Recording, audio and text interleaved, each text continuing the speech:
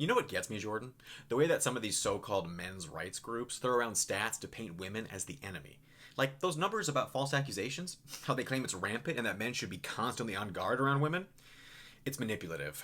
Actual research, peer-reviewed studies show that false accusations are rare, but they make it sound like it happens all the time. But you can't ignore that it does happen, Chris. I've seen stats from legit sources too. Men have their lives destroyed by false accusations. You can't downplay that like it's nothing. Just look at the studies by the National Center for Reason and Justice. They're not just making this stuff up. I'm not downplaying it. I'm just saying when you look at the bigger picture, the percentage of false accusations is tiny. Studies by the U.S. Department of Justice found that false reports make up around 2 to 10% of all cases, depending on the study. But when you blow that out of proportion, it makes men feel like they can't trust women at all. Well, maybe men should be cautious. It's not just about the false accusations. There's the stat that men get harsher prison sentences for the same crimes as women. That's real too. There's gender bias against men in the legal system, and no one wants to talk about it. The University of Michigan published a study in 2012 showing men get sentences that are on average 63% longer than women for the same crimes. How is that fair? I get it, man. There's definitely bias against men in certain areas, but focusing only on those stats and ignoring the bigger context creates a black and white view of the world. Women face bias too, especially in things like employment and pay. According to the American Association of University Women, women still earn 82 cents to every dollar men make. Both sides of the equation matter. Why can't we look at it from a balanced perspective? Because no one's listening to what men are going through, Chris. That's why these groups exist, to bring attention to the stuff no one wants to talk about. And if we don't use stats like that, no one's going to care. DBT Fairy here once more. It seems like both of you are pulling from valid research. How the information is being framed might be causing some of the tension. Chris, you're focused on how some of these stats can push a narrative that's harmful or fear-based. Jordan, you're emphasizing that men's struggles need to be acknowledged too. Could we explore a more dialectical perspective here?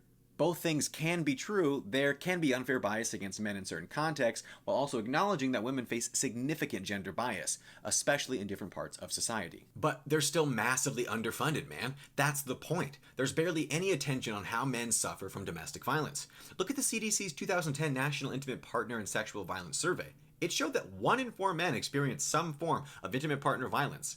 It's not just women who need help. Both of those points are valid. There's clear data showing that men face significant challenges when it comes to resources for domestic violence support, while also recognizing that women make up the majority of domestic violence victims and need support too. What if we approach the issue from a stance of both and, rather than either or? Instead of feeling like one side's struggles negate the others, maybe both genders deserve resources and support to navigate their own unique challenges. But then how do you get people to care about what men are going through? It's always framed like men are the ones with the power, but the stats show we suffer too. I'm not saying men don't suffer, Jordan. What I'm saying is you don't have to tear down women's issues to make room for men's. The stats on gender issues aren't a competition. The point is that both sides have legitimate problems that need to be addressed. There's no winning by dividing us further. Chris, that's a really important point. This isn't a competition. When stats are used to create division, we lose the chance to work together toward a solution. Jordan, your frustration is valid. Men's struggles are real, and they deserve attention. Let's be careful not to fall into black and white thinking here. Just because men face hardship doesn't mean women's struggles are any less valid, and vice versa. Could we take a step back and ask ourselves, what's the bigger goal here? I just want the conversation to include us too, not always putting men on the defensive. It should. I don't disagree with that. But we need to be careful about the sources we pull from. Like, if we only listen to those stats that make it seem like women are the enemy or that men are always being victimized, we're not really getting the full picture. Maybe the goal is to find common ground where we can validate each other's struggles using the data to understand complexity rather than reinforce division. Statistics can be a powerful tool when used thoughtfully.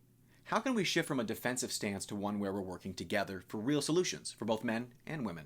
I get what you're saying, but it's hard to let go of that anger, you know? I know, man. I get that too. Maybe that anger can be used for something better than division. Just think about it. It's not about letting go of your feelings, Jordan. It's about channeling them into something constructive. There's a lot of pain out there for both men and women. The more we look at the full picture, the better equipped we are to make real change. And it starts with conversations like this.